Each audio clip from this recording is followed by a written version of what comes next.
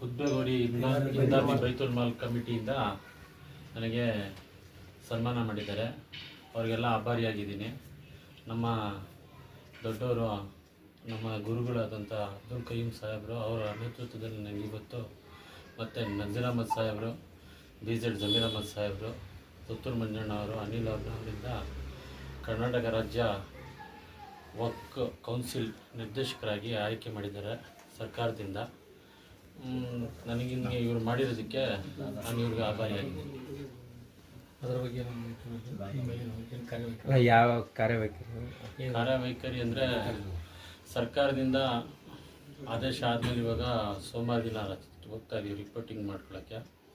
ಅದರಲ್ಲಿ health ಇಶ್ಯೂಸ್ಗೆ, kidney, heart, cancer ಇಂಥ ಸುಮಾರು ಕೆಲಸಗಳಿಗೆ ಆರೋಗ್ಯ ಇದ್ದಿದ್ದಾರಲ್ಲ ಅವ್ರಿಗೆಲ್ಲರಿಗೂ ಅವ್ರಿಗೆ ಸಹಾಯಧನ